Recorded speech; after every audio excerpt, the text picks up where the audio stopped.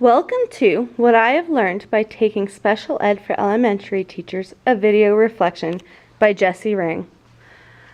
This semester we started the course with exploring people first language. This includes putting people before labels. For example, instead of saying a disabled person, saying a person with disabilities puts the person first. This also includes never ever using the R word, which we have started replacing in my classroom with the word dingleberry. It also includes putting people first in our environments, including playground design, classroom accessibility. When we put people first, we show it truly matters. We then moved on to working on the history of special education. This started with early legislation, which Watson v. City of Cambridge in 1893 decided imbeciles forfeited their right to an education.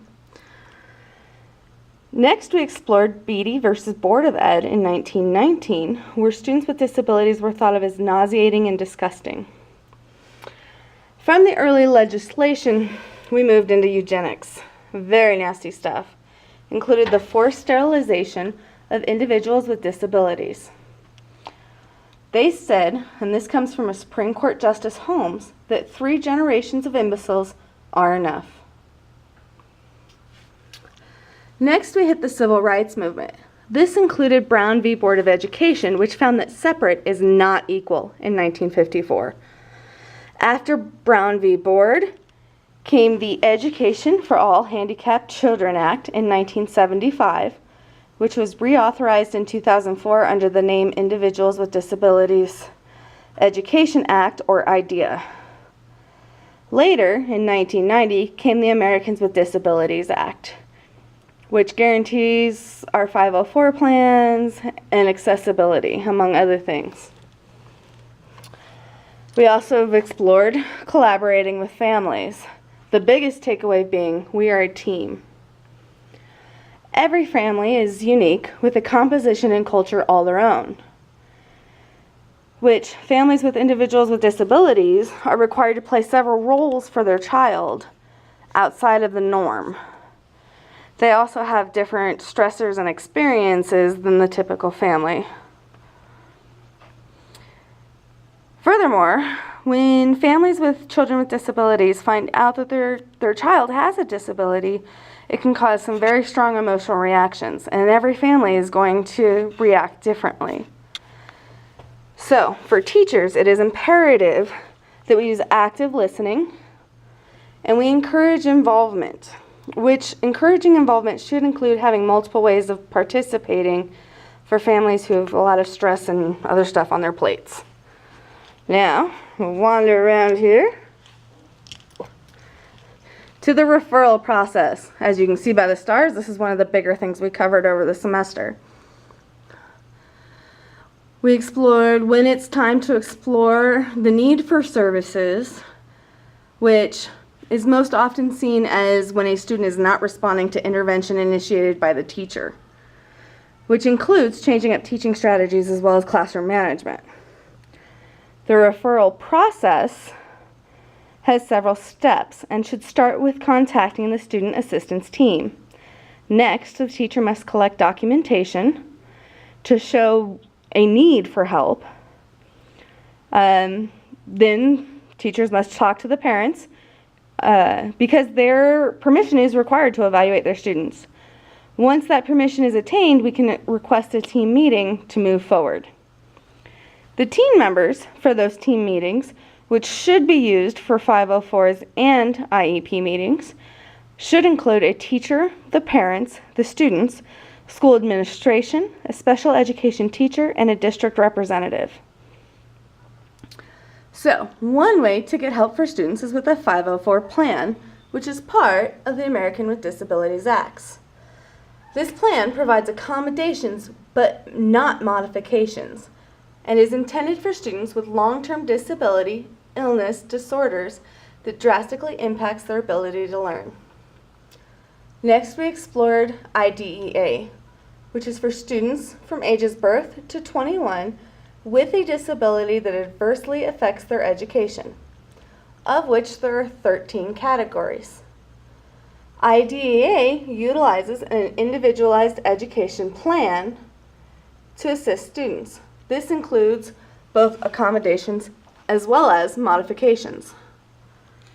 It also stipulates that students are educated in the least restrictive environment, which, yay, means inclusion.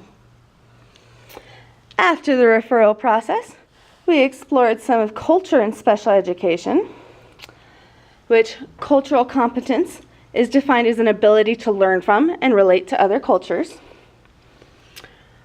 And this can only happen once teachers have examined their own culture and biases. When we have culturally responsive instruction, it builds classroom climates where everyone is valued and included. It is important to note that parent involvement is critical, but it's even more difficult for some parents. Additionally, parents who do not speak English or who speak other languages must be provided with an interpreter who is not the student. Next, we moved on to students with difficulty concentrating. This included students with specific learning disabilities, which can include difficulty in taking in, remembering, or expressing information. Some common reasons to refer include speech difficulties, reading challenges, restless or distracted, and difficulties learning letters or numbers, as well as additional ones. There are several types, some of which include dyscalculia, dysgraphia, and dyslexia. From there, we explored ADHD, or Attention Deficit Hyperactivity Disorder. There are 3 types categorized as inattentive, hyperimpulsive, or combined. This is one of the ones that can be treated with medication. However, every student is different and will require different needs.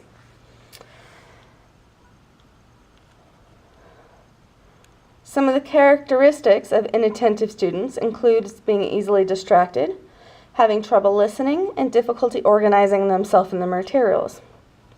The hyperimpulsive type is characterized by wiggling, inability to sit still, excessive talking, trouble focusing, all over the place. These are our high energy kiddos.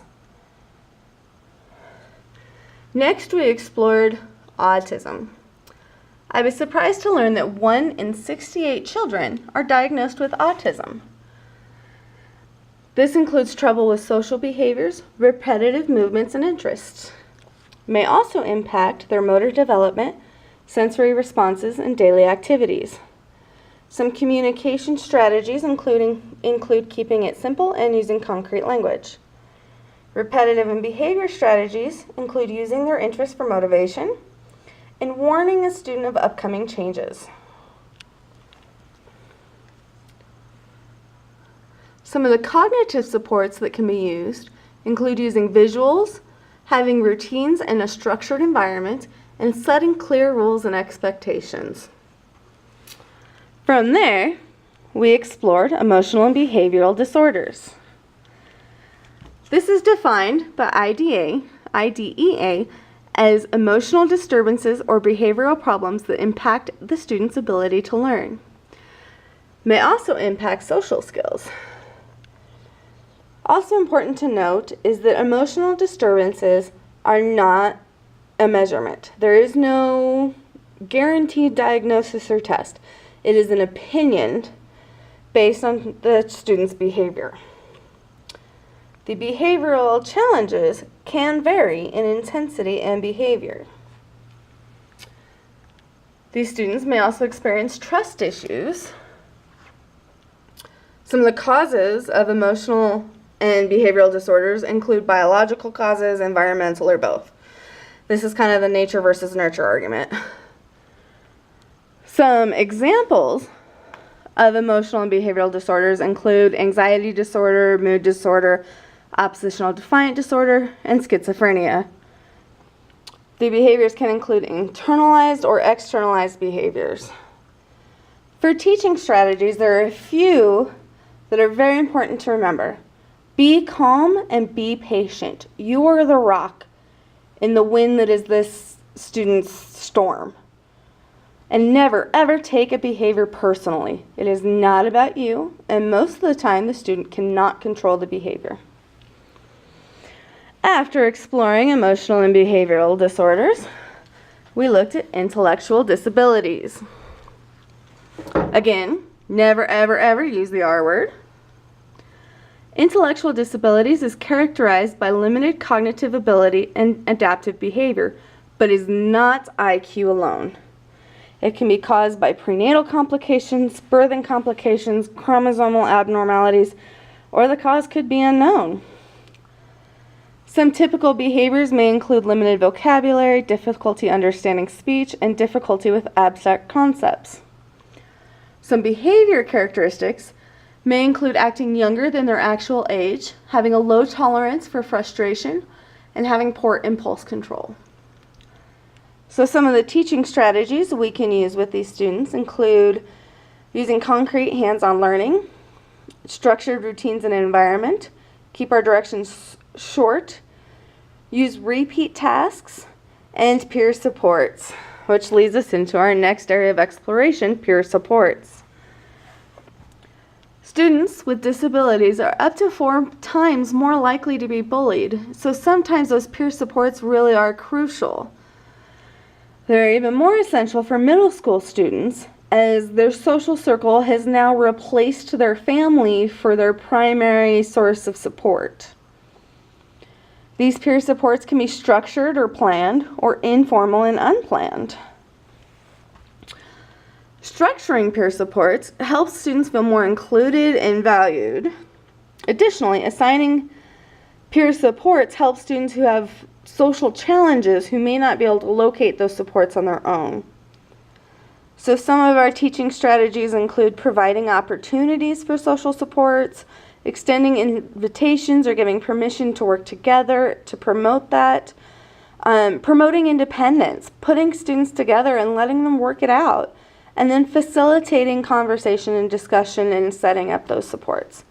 Additionally, we know that we can always ask Dr. Moore for help when we're ready to implement peer supports, because for teachers, peer supports are kind of important too. Our final area we covered was lesson planning and differentiated instruction. To begin planning, it is important to keep in mind what students need to be able to do, how I and they will know that they have it, and how are we going to get them there. There are 3 major parts to a lesson plan, similar to a behavior.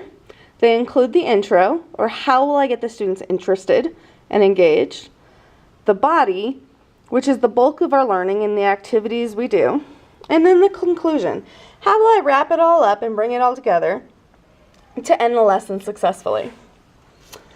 Another model we explored was the backward model, which includes identifying the desired outcome, planning the assessment or acceptable evidence, and then planning learning activities to get us there. As for differentiated instruction, I learned it is vital that I get to know my students so that I can differentiate for them effectively. Differentiation can occur during the presentation of the content, during the process of learning, or in or what the final produced product is.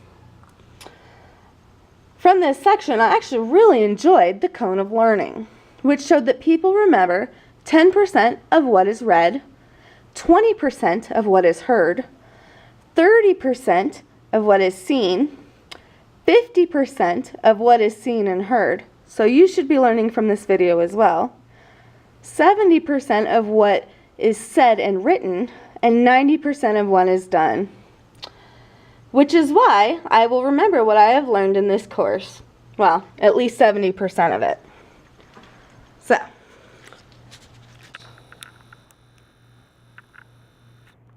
the semester at a glance.